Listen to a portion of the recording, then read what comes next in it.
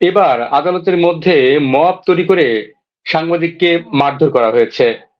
মারধরের শিকার হয়েছেন সময় টিভির সাংবাদিক আসিফ হোসেন। আর তিনি বলেছেন যে কোনো কারণ ছাড়াই বিচারকের সামনেই মব সৃষ্টি করে মারধর করা হয় তাকে। আদালতের ভিতরেও কি তাহলে কেউ নিরাপদ নয়? এদিকে আগামী সরকারের জন্য মন্ত্রীদের জন্য ৬০টি বিলাসবহুল গাড়ি কেনার তোড়জোড় শুরু করেছে অন্তর্বর্তী সরকার। নির্বাচনের আগেই পরবর্তী মন্ত্রীদের জন্য গাড়ি কেনার উদ্দেশ্য বা কি? এসব প্রশ্নের উত্তর খুঁজবো আজ। আর আমাদের সাথে যুক্ত আছেন সিনিয়র সাংবাদিক ও রাজনৈতিক বিশ্লেষক আসাদ মাহমুদ। ভাই, আপনাকে স্বাগত জানাচ্ছি, শুভেচ্ছা জানাচ্ছি যে আপনাকে, এবং কৃতজ্ঞতা প্রকাশ করছি আপনি আমাদের সময় দিয়েছেন।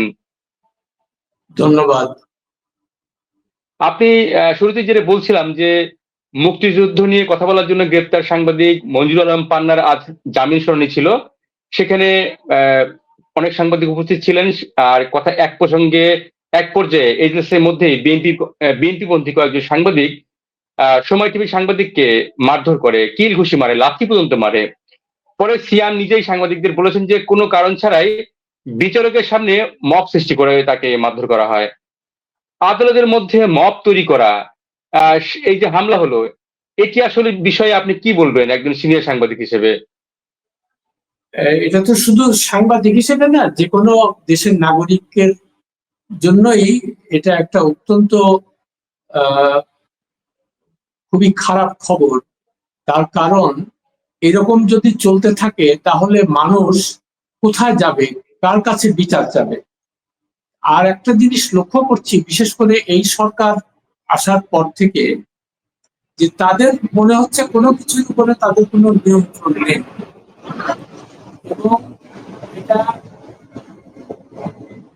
অত্যন্ত দুর্বল একটা সরকার, যার সুযোগ নিচ্ছে বিভিন্ন গোষ্ঠী, সেটা খুব পরিষ্কার ভাবে বোঝা যাচ্ছে এখন।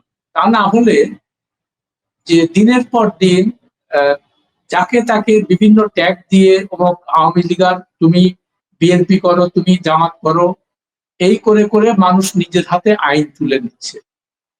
আইন যে, এবং সেটার কারণে যেটা সবচেয়ে উদ্বেগজনক এবং ভয়ঙ্কর ব্যাপার হলো যে আইনের শাসন বলতে কোনো জিনিস আমরা আর দেখতে পাচ্ছি না। এটার আরেকটা প্রধান কারণ হলো মানুষের মনে দীর্ঘদিন থেকে একটা ক্ষোভ আছে যে আইন শুধুমাত্র গরিব মানুষ, ক্ষমতাহীনদের জন্য, তাদের বেলা আইন প্রয়োগ হয়, কিন্তু যারা ক্ষমতাবান বা যারা অর্থবান, দুর্নীতি করে অনেক টাকা পয়সা করছে, তাদের জন্য কোনো আইন কানুনের বালাই নেই। যার প্রতিফলন আমরা দেখতে পাচ্ছি আজকে বিভিন্ন সমাজের বিভিন্ন জায়গায়, বিভিন্ন ক্ষেত্রে এই সীমাহীন বিচারহীনতা এবং আইনের প্রতি অশ্রদ্ধা। এটা তো যে কোনো দেশের জন্য একটা ভয়াবহ ভবিষ্যৎ সংকেত দেয়। এটা নিয়ে মানে আমি শুধু সাংবাদিক হিসেবে না, যে প্রত্যেকটা নাগরিককে এটা নিয়ে শঙ্কিত হওয়ার যথেষ্ট কারণ আছে। এবং সাংবাদিককে আপনি ধরে নিয়ে যাচ্ছেন কি জন্য? সে ফ্যাসিবাদকে প্রতিষ্ঠা করতে চায়, অথবা ফ্যাসিবাদকে ফিরায় আনার জন্য চেষ্টা করবে, ইত্যাদি, এই সমস্ত নানান কথাবার্তা বলে। প্রথম কথা হচ্ছে, আর বলে কি যে তারা ফ্যাসিবাদ ফিরায় আনার জন্য ষড়যন্ত্র করছে। এতদিন জানতাম ষড়যন্ত্র হয় গোপনে বা লোকচক্ষুর আড়ালে। তো এটা কেন মানে ঢাকা রিপোর্টার ইউনিটির মতো একটা জায়গায়, যেখানে একটা আলোচনা সভা হচ্ছে, সেখানে কি করে ষড়যন্ত্র হবে, এটা আমার কাছে ঠিক বোধগম্য না। আমি ঠিক বুঝলাম না জিনিসটা। তারপরে যেটা সবচেয়ে উদ্বেগের ব্যাপার, যে সেখানে একদল যে হামলা করলো, হামলা করে তাদেরকে বললো যে তোমরা এই ফ্যাসিবাদকে ফিরায় আনার চেষ্টা করতেছো, এবং তাদেরকে মানে সেখানে বিশৃঙ্খলা সৃষ্টি করে তাদেরকে ধরলো, তাদের গালাগালি করলো। পুলিশ আসলো, আসার পরে আশ্চর্যজনক ভাবে যারা এটা সেখানে বিশৃঙ্খলা সৃষ্টি করলো, তাদেরকে মানে গ্রেপ্তার না করে, তাদেরকে কিছু না করে, যারা সেখানে পার্টিসিপেন্ট ছিল, যারা আলোচনায় অংশ নিয়েছে, তাদেরকে আওয়ামী লীগার বলে বা হাসিনার দোসর বলে তাদেরকে ধরে নিয়ে, প্রথমে ভাবলাম যে তাদের হয়তো নিরাপত্তার খাতিরে নিয়ে গেছে, পরে তাদের সন্ত্রাস বিরোধী আইনে মামলা দিল, যাতে করে জামিন হয় না। আজকে সাংবাদিক মঞ্জুরুল ইসলাম পান্নার ব্যাপারে যে ঘটনাটা ঘটেছে, এবং তাকে তো জামিন দেয় নাই শেষ পর্যন্ত, এতেই জি। বোঝা যাচ্ছে আদালত কোনোভাবেই স্বাধীন না। আদালত চিন্তা করছে যে এটা যদি আমি তাকে জামিন দেই তাহলে হয়তো এই যারা মব সৃষ্টি করছে তারা এসে আমাকে মারধর করবে। তো আমি জানি না যে একটা সরকার যখন থাকে তারা দেখেন সমস্ত সুযোগ সুবিধা ভোগ করতেছে, পতাকাবাহী গাড়ি নিয়ে ঘুরতেছে, বড় বড় বাড়িতে থাকে, মন্ত্রীদের মানে গানম্যান পাইপ দিয়ে দাঁড়িয়ে ঘোরাঘুরি করে, আর তারা এই সাধারণ নিরাপত্তাটুকু দিতে পারে না রাষ্ট্রের। এটা খুব মানে ভয়াবহ একটা ব্যাপার। ভাই আপনি যেটা বলছিলেন যে মবের ভয়ে হয়তোবা সাংবাদিক পান্নাকে জামিন দেয়নি ভয়ে, কিন্তু আমরা তো দেখলাম ওই আদালতের মধ্যে ওই বিচারপতির সামনেই, ওই বিচারকের সামনেই মব তৈরি করা হলো এবং দায়িত্ব পালনরত একজন সাংবাদিককে পেটানো হলো, লাথি মারা হলো। কিন্তু আমরা ওই ওই মুহূর্তে ঠিক আদালত কোনো ব্যবস্থা নিয়েছে বলে আমরা এখন পর্যন্ত গণমাধ্যমে খবর পাইনি। এই আদালতে আসলে কি কারো ন্যায় বিচার বা বিচার হওয়ার কোনো সুযোগ আছে? মানে এই আদালত কিভাবে বিচার করবে? না না, কোনো সেটা তো প্রশ্নই নাই, তার কারণ আইন বা বিচার ব্যবস্থা বলে কিছু এখন আর নাই। এটা সম্পূর্ণ নির্ভর করছে ওই যে যারা এখন সরকারের নামে আহ, মানে আইনের শাসন, আইন নিজের হাতে তুলে নিয়েছে তাদের উপর। আর এটাকে বন্ধ করার জন্য যে দৃঢ়তা বা নৈতিক মনোবল দরকার ছিল এই সরকারের বা ইউনূস সাহেবের, সেগুলো তাদের নাই। ফলে তাদের যে কি এজেন্ডা, তারা এখানে আসছে মনে হচ্ছে তাদের কিছুদিন একটু থাকি, এই ফুর্তি করি, পিকনিক করব, বিদেশে যাব, ঘোরাঘুরি করব, বেতন ভাতা নিব, এই করে করে আমি মানে কিছুদিন নির্বাচন দিয়ে তারপরে আমি চলে যাবো, বাস এই এটাই। মানে দেশের ভাই যে একটু কি আমি ভয়াবহ। একদম ভাই একটু আদালতের এই প্রসঙ্গে একটু আরেকবার আসে। আপনিও বলছিলেন যে আহ আদালতে নিরাপদ নয়, আইন শৃঙ্খলা অবস্থা খুবই খারাপ।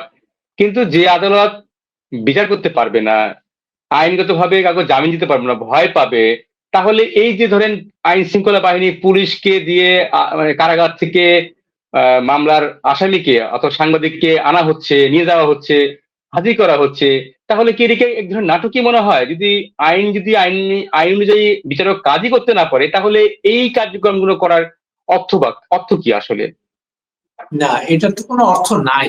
এখন তো এটা তো পরিষ্কার যে কোন প্রতিষ্ঠানই স্বাধীনভাবে কাজ করতে পারছে না। আপনি সাংবাদিকদের কথাই চিন্তা করেন, তারা এত ভীত সন্ত্রস্ত এখন, অথচ এই ইউনূস সাহেব বলেছিলেন যে আপনারা মন খুলে আমাদের সমালোচনা করবেন। একদম। কিন্তু কি আশ্চর্য ব্যাপার, এখন আমাকে বিভিন্ন সম্পাদকরা ফোন করে বলে যে আমি তাদেরকে বলি যে আপনারা এটা লিখছেন না কেন বা বলছেন না কেন, তারা বললো যে মাথা খারাপ, আপনার কি জেলে যাব? তো এখন আমার তো মনে হচ্ছে যে শেখ হাসিনা আমার ফেরত আসছে কিনা। তখন শেখ হাসিনার সময় আমরা এগুলা দেখতাম যে সাংবাদিকরা ভয়ে, মানে তাদের দলীয় সাংবাদিক না হলে তাদের তাদের বিরুদ্ধে নানান রকমের হয়রানিমূলক মামলা, জেলে নেওয়া, এই সমস্ত হতো। তো আবার সেইগুলাই আবারও যদি সম্পাদক বা সাংবাদিকরা এই ধরনের ভীতির মধ্যে থাকে, তাহলে দেশে মানে সংবাদপত্রের স্বাধীনতা বা আইনের শাসন, এগুলো তো মানে বাহুল্য কথাবার্তা, এগুলোর তো কোনো মূল্য নাই। একদম তাই বলেছেন, ঠিকই বলেছেন। কারণ আপনাকে আরেকটি সংযুক্ত করে দিই যে আপনি এটা সামাজিক যোগাযোগ মাধ্যমে একটা ভিডিও ছড়িয়ে পড়েছে যে যেখানে দেখা যাচ্ছে যে আদালতে আনা হচ্ছে সাংবাদিক পান্নাকে।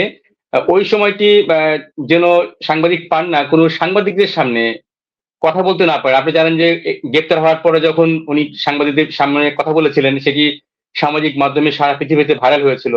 এখন আজকেও তাকে আনা হয়েছে, তিনি যে কথা বলতে না পারেন এনি, তাকে হেলমেটে সামনের অংশটি চেপে ধরে রেখেছে পুলিশ। মানে কোনো অবস্থায় যেন সাংবাদিক কথা বলতে না পারে। এই যে হ্যাঁ, ব্যবহার, রাষ্ট্রের যে আচরণ, এটিকে আপনি কিভাবে দেখছেন? এটাই, সেটাই তো বললাম যে এখন তো রাষ্ট্র বলতে যে জিনিসটা বোঝায় আর কি, সে কোনো তো কিছু নাই এখন আর। তো এটা যে মানে সত্যি খুব কষ্ট লাগে, দুঃখ পাই। তাহলে দেশের সাধারণ মানুষ তারা যাবে কোথায় কোথায়, আমি তো, আমার কাছে কোনো উত্তর নাই। ঠিক। আমরা একটু এই প্রসঙ্গের বাহিরে আরেকটা প্রসঙ্গে আলোচনা করি। কারণ তত্ত্বাবধায়ক এই অন্তর্বর্তী সরকারকে নিয়েই আপনি জানেন যে আগামী এই এই সরকার একটা নির্বাচন দিবে, এবার এরপরে আগামী সরকার আসবে। এই আগামী সরকারের মন্ত্রীদের জন্য ৬০টি বিলাসবহুল গাড়ি কেনার তোড়জোড় শুরু করেছে এই অন্তর্বর্তী সরকার। এইসব গাড়ি কিনতে ব্যয় হচ্ছে প্রায় 101 কোটি টাকারও বেশি। নির্বাচনের আগে অন্তর্বর্তী সরকার কেন পরবর্তী মন্ত্রীদের জন্য গাড়ি কেনার বিষয়টা আগ্রহ দেখাচ্ছে? এটি কি তাদের কর্তৃত্বের মধ্যে পড়ে নাকি অন্য কোনো উদ্দেশ্য আছে? আপনার পর্যবেক্ষণ আসলে কি বলে? না, এটা তো তাদের ডেফিনেটলি কোনো এখতিয়ারের মধ্যে নাই। এটা প্রথম কথা হলো যে তারা কেমনে জানলো যে আগামী সরকার যারা আসবে সেখানে 60 জন মন্ত্রী হবে? এটা তারা কোথা থেকে জানবে? কে বলছে তাদের? আর সবচেয়ে বড় কথা, সামনে যখন একটা নির্বাচনের একটা ঘোষণা তারা দিয়েছে, এখন তো তাদের সেই ব্যাপারে মনোযোগ দেওয়া উচিত, তার সেটা নিয়ে ব্যস্ত থাকবে। এখন কেন তারা এটা করলো, এটা আমার কাছে রহস্যজনক মনে হচ্ছে ব্যাপারটা। আর ওই যে বিভিন্ন সিন্ডিকেট তৈরি হয় আর কি, যখন দুর্বল সরকার থাকে, বিভিন্ন স্বার্থান্বেষী গোষ্ঠী, সুবিধাভোগী গোষ্ঠীরা তারা নানাভাবে এই এই এই সুযোগ দেয়। এবং এই দেখেন, এই যে গাড়ি কেনা, শুধু এই মন্ত্রীদের জন্য 60টা গাড়ি না, ওই যে উপজেলা বিভিন্ন জায়গায় যারা ইলেকশন ডিউটি করবে তাদের জন্য আরো 280টা গাড়ি কিনবে, সেখানে 441 কোটি টাকা খরচ হবে টোটাল। তো জি। প্রথম আমার এগুলো যখন আমি দেখি বা পড়ি, আমি বিশ্বাস করতে পারি না যে বাংলাদেশ একটা গরিব দেশ। মনে হচ্ছে যে এখানে একটা লুটপাটের মানে স্বর্গরাজ্য রাজ্য তৈরি হয়েছে, যে যেভাবে পারছে। আর আপনাকে এই প্রসঙ্গে আরেকটা কথা বলি, এই দেশের সত্যি কথা বলতে কি, স্বাধীনতার পরে সবচেয়ে বড় যে সুবিধাভোগী গোষ্ঠী, তাদের সবচেয়ে বেশি মানে সুবিধা দিয়ে পেয়েছে, এরা হলে আমলাতন্ত্র, আমলারা। আপনি চিন্তা করেন, তাদের জন্য সরকারি বাড়ি দিতে হবে, গাড়ি দিতে হবে। পৃথিবীর কোথাও এই সিস্টেম নাই। মানে আমাদের এই পাকিস্তান ইন্ডিয়ার কথা আমি বলছি না, ধরেন আমেরিকার মতো জায়গায়, সেখানে শুধুমাত্র প্রেসিডেন্ট এবং ভাইস প্রেসিডেন্ট ছাড়া আর সরকারি বাড়ি কারোর জন্য বরাদ্দ থাকে না। এমনকি সুপ্রিম কোর্টের প্রধান বিচারপতি, অন্যান্য বিচার, কারোর জন্য মন্ত্রীদের তো প্রশ্নই আসে না। তাদের কথা হলো একটাই, যে তোমাকে আমরা বেতন দেব, তোমরা সেই বেতনের মধ্যে অন্যান্য নাগরিকরা যেভাবে চলবে তোমরাও সেভাবে। শুধুমাত্র মন্ত্রীরা বা অন্যান্য সরকারি কর্মকর্তা যারা যদি কোনো সরকারি কাজে যায়, তখন তাদেরকে সরকার থেকে একটা গাড়ি দেয়, কিন্তু সেটা কখনোই সে ব্যক্তিগত কাজে ব্যবহার করতে পারবে না। মানে তার সরকারি কাজ শেষ হবে, সঙ্গে সঙ্গে সে গাড়িটা ফেরত চলে যাবে সরকারের ইয়েতে। আর মন্ত্রী তখন ট্রেনে বা বাসে করে সে বাড়িতে ফিরবে। তো আমরা এগুলো তো দেখতে, এরা এরা না বিদেশে যায় কিন্তু দেখে কিছু শেখেও না। এই দেশটাকে কিভাবে শোষণ করা যাবে সাধারণ, অথচ দেখেন একটা সাধারণ যে শ্রমিক, মানে তাকে গুলি করে মারতেছে, সে বেতন পায় না, সে তো বিক্ষোভ করছে সেই জন্য রাস্তায়। তারপরে যারা ওই যে কন্ট্রাক্ট বেসিসে আউটসোর্সিং এর যারা, তারা দীর্ঘদিন থেকে তারা সংগ্রাম করছে, আন্দোলন করছে, যে তারা ঠিক মতো বেতন পাচ্ছে না। তো এইগুলো যখন দেখেন তখন মনে হয় না যে এই রাষ্ট্রটা কাদের জন্য আসলে তৈরি, স্বাধীন কেন হয়েছিল, কাদের জন্য স্বাধীন হয়েছিল? আমার তো মনে হয় স্বাধীন হয়েছে এই তথাকথিত সুট টাইওয়ালা, ইংরেজি বলা তথাকথিত মেধাবী, মানে তারা মেধাবী, তারা বিসিএস পরীক্ষা দেবে বা সিএসপি হবে, তারা এই ধরনের জিনিস, এগুলো তাদের বাপের সম্পত্তি, তাদেরকে দিতেই হবে। আরেকটা কথা বলি, এখন ইন্দোনেশিয়াতে একটা ভয়াবহ আন্দোলন চলছে এটার বিরুদ্ধে।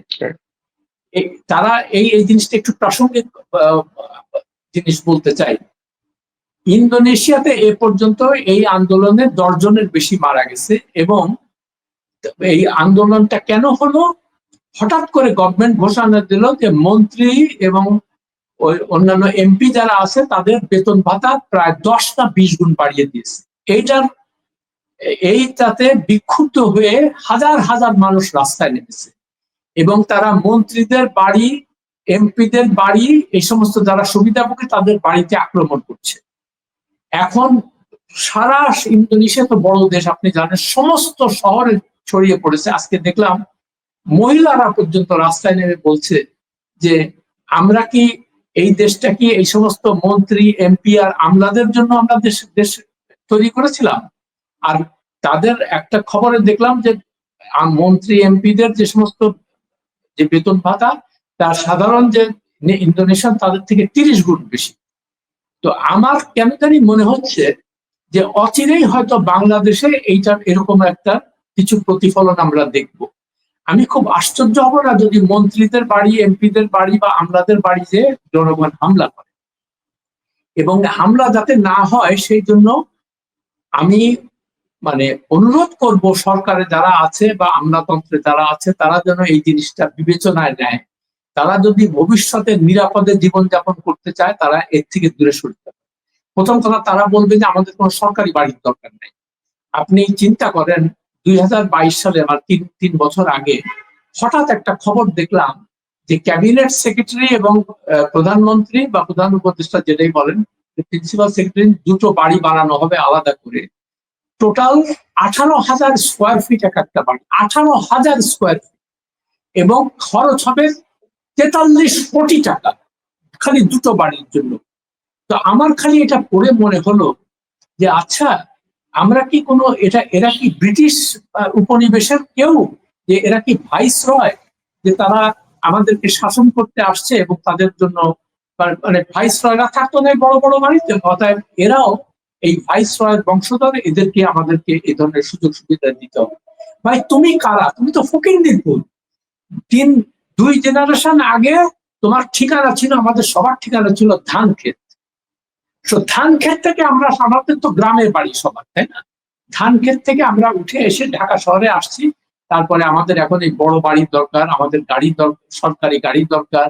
তোমাকে আমি সরকারি গাড়ি দেবো কেন? আর এদের তো বলা উচিত ছিল যে আমাদের প্রতিটা নাগরিকের জন্য মানে ভালো যানবাহন বা নিরাপদ যানবাহনের ব্যবস্থা না করা পর্যন্ত সরকারের কোনো ব্যক্তি এই ধরনের কোনো সুযোগ সুবিধা ভোগ করতে পারবে না। সরকারের প্রধান কাজ হবে সবার জন্য ঘর বাড়ি নিশ্চিত করা। তারা যেন, আমার বাড়ির পাশে টিনের ছাপড়ায় কতগুলো বস্তির লোকজন থাকে। এখন আমি যখন তাদেরকে দেখি আমার জানালা দিয়ে, এই গরমের মধ্যে ইলেকট্রিসিটি নাই, এসি তো দূরের কথা, ফ্যান নাই, এর মধ্যে শীত হচ্ছে।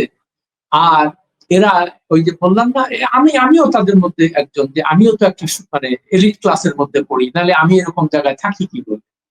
তো আমার খুব কষ্ট হয় যে এই যে সাধারণ মানুষগুলা যারা বস্তিতে থাকে বা রেল স্টেশনে ঘুমায়, কোনো জায়গা নাই, গ্রামে এরকম বহু মানুষ আছে।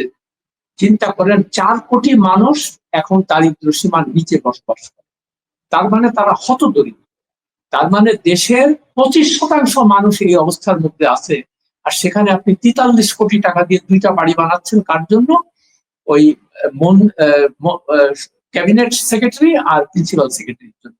আর মন্ত্রীদের জন্য আপনি গাড়ি কিনবে 60টা। তারপরে ইলেকশন ডিউটি করবে তাদের জন্য 441 কোটি টাকা দিয়ে আপনি নতুন গাড়ি কিনবেন। মানে এটা কি এটা আমার তো মনে হচ্ছে যে এটা একটা উপনিবেশ। এই উপনিবেশিক শাসকরা হলো এই আমলাতন্ত্র, এই মন্ত্রী এমপি। এবং আমি যে কথাটা বারবার করে বলার চেষ্টা করছি যে আমার কেন জানি ভয় হচ্ছে এই ইন্দোনেশিয়ার মতো মানুষজন রাস্তায় নেমে এই আমলাদের, এই মন্ত্রীদের, এমপিদের বাড়ি, ঘর বাড়ি মানে আক্রমণ করবে এবং তাদেরকে মারবে। তো সেইটা যেন না হয়, এই জিনিসটা যেন আমাদের যারা শাসনকর্তা বা আমলা তারা যেন এই জিনিসটা মাথায় রাখে। তারা কিন্তু এইরকম দিনের পর দিন এইভাবে রাষ্ট্রীয় সম্পদ লুটপাট করতে পারবে না। এটা মানে মানুষজন কিন্তু বিক্ষুব্ধ হচ্ছে, মানুষজন আর মানে অন্ধকারে নাই, তারা বুঝে গেছে এখন ব্যাপারটা। এটা একটু বুঝতে হবে। আর সত্যি কথা বলতে কি, আমাদের দেশে আমাদের তথাকথিত এত মেধাবী এই মানে ফার্স্ট সেকেন্ড হওয়া লোকজনকে দরকার নাই। আমাদের দরকার সাধারণ মেধা, কিন্তু তার দেশপ্রেম থাকতে হবে সাংঘাতিক। সে কথায় কথায় বিদেশ যাবে না, সে স্যুটটাই পরবে না, সে ইংরেজি বলবে না, সে সাধারণ মানুষের ভাষায় কথা বলবে, সাধারণ মানুষের দুঃখ কষ্ট নিয়ে সে চিন্তা করবে, সেটা সমাধান করার চেষ্টা করবে। আমরা এই ধরনের আমলাতন্ত্র চাই, এই ধরনের মন্ত্রী চাই, এই ধরনের এমপি চাই। এটাই হচ্ছে আমার কথা। একদম দারুণ বলেছেন ভাই, আপনাকে অসংখ্য ধন্যবাদ আপনার মূল্যবান পরামর্শের জন্য। দর্শক শুনলেন সিনিয়র সাংবাদিক এবং রাজনৈতিক বিশ্লেষক আরশাদ মাহমুদের পর্যবেক্ষণ। অন্তর্বর্তী সরকারের আসলে প্রধান দায়িত্ব হচ্ছে অবাধ, সুষ্ঠু এবং গ্রহণযোগ্য নির্বাচনের আয়োজন করা। কিন্তু তারা আগে পরবর্তী সরকারের জন্য, মন্ত্রিত্বের জন্য গাড়ি কেনার তোড়জোড় শুরু করেছেন। তাদের এই উদ্দেশ্য নিয়ে সন্দেহ প্রকাশ করছেন কেউ কেউ। এটি আসলে ভবিষ্যৎ রাজনৈতিক আস্থাহীনতাও তৈরি হতে পারে। আপনি কি তাই মনে করেন? জানান আপনার মতামত। ভিডিওটি শেয়ার করুন, লাইক দিন, আর সম্ভব হলে আমাদের চ্যানেলটি সাবস্ক্রাইব করুন। আর এতক্ষণ আমাদের সঙ্গে থাকার জন্য ধন্যবাদ।